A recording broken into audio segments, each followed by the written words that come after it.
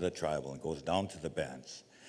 And people are welcome to attend based on our ancestry, based on our heritage, based on that right as Treaty Indians belonging to Treaty 3. There has to be engagement. We talk about representation or appointment to various committees here. I'm not so sure our communities are aware certain members were appointed. So there's no validation, is what I'm saying. And I think that system, if we call this a governance, an organizational entity of a Ojibwe governance system, then we have to operationalize the whole system so that it's legitimate to all of our members. I believe these can be done through bulletins. They can be done through forums like this, where people are invited to come and listen, ask questions. If it ever comes down to us having to stand and fight for our rights, what's our people going to say? Why didn't you tell us this? We have to keep our people apprised. The second point I want to talk about is the need for advocacy.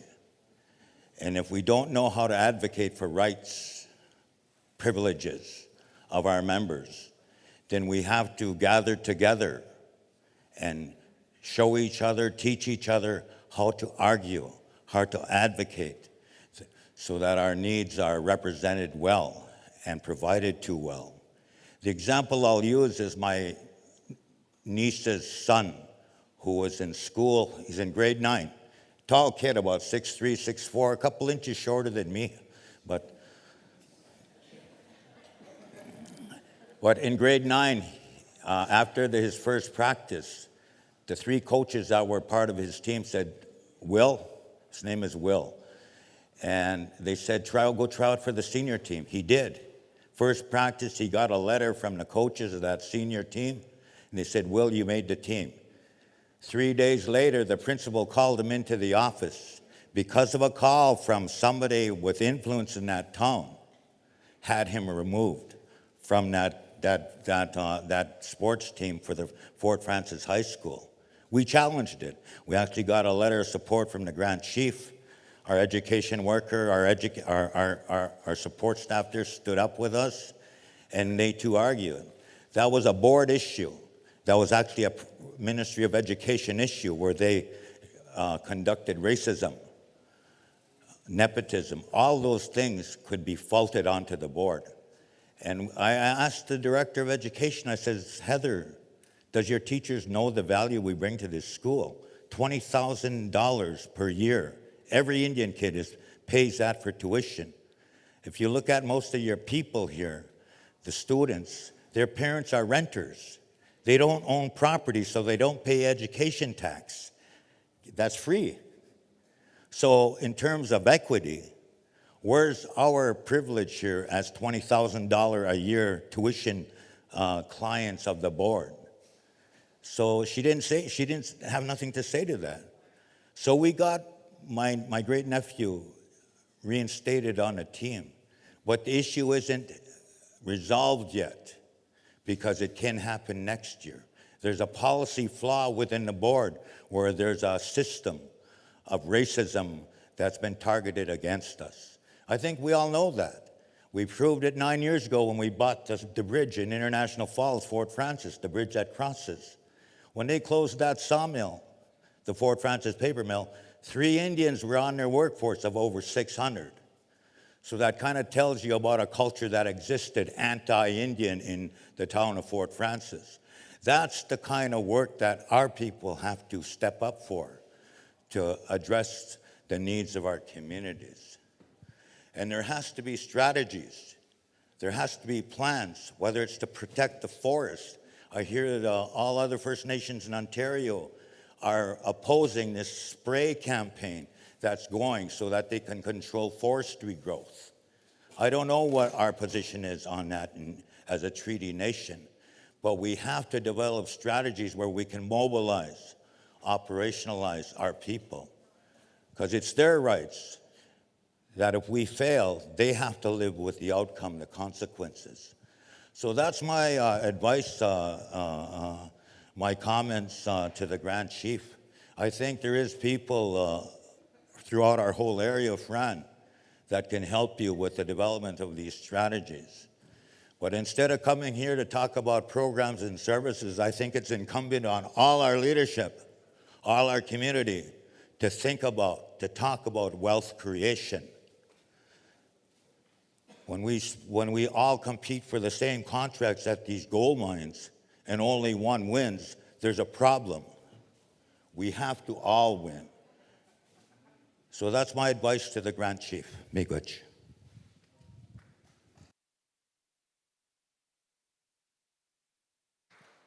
Miigwech, Sunny. Miigwech for your comments. I think what I'm going to, well, obviously what you have said is definitely noted here at the National Assembly. We do have a number of staff as well as our Igichita here who you directly addressed. And also I think what you spoke to speaks a lot to what we've been talking about with regards to the youth and the importance of their representation here. We want to make sure that they are present, at these meetings, events, giving their perspective, and perhaps providing them with guidance on advocacy. They need to be part of strategies that directly impact them as well. So I'm hearing just from comments here that it sounds like there is a lot of support for representation at the meetings, but while also honoring, that traditional process, because that is too very important and very sacred to our governance structure. So in the meantime, I think the next term we're going to wait, or it's going to be waited until it coincides with the rest of the councils, their selection. So at that time, I'm told that there needs to be a push for that recruitment and that awareness to make sure everybody's aware of these, these important roles to the nation, whether that be the Men's Council, Women's Council, the Youth Council, the LGBTQ2S plus council there. So those will be, I'm hearing, done through traditional selection.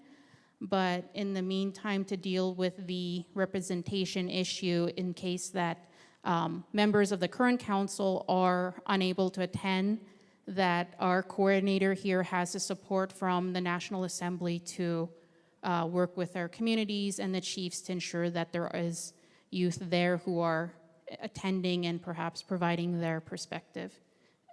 Am I correct in saying that?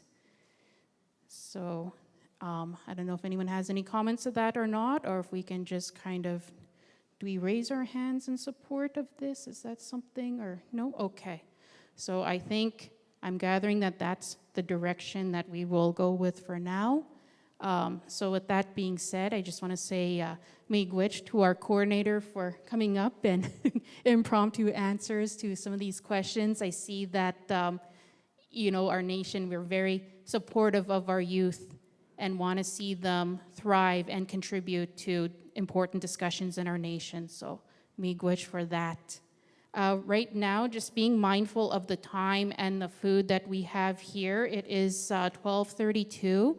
We do have two very important updates that we need to get through. So we're gonna take a quick lunch, and then we're gonna do those updates before we move into our other items here, our social, our chief committee updates. So after lunch, I see we have Daryl and Nathaniel here from the Men's Council. We also have Crystal and Pam here from the Women's Council. So we will hear from those wonderful people after lunch. I'm told that the food that's here has been spoken to already by the elders, so we are free to go up and dish up. We ask that we make sure that the elders are served, whether they're served directly or if elders can make their way up, or let elders cut in line to make sure that we're honoring that. And speaking of elders, I just got an update regarding Nancy Jones. I'm told that she is being flown home today. So she is going to be at her home at some point and available for visits if anybody wants to go and visit her at her home here in the community. Oh, sorry, she's at the hospital at Fort Francis. So she's at the hospital in Fort Francis, so if anybody wants to go and cheer her up and visit her, I'm told she's very, very bored recovering, so. So with that, I will call on lunch now. Are we taking a full hour or half hour for lunch? 45 minutes. So we will convene back at 1:15. Miigwech, everyone. Thank you.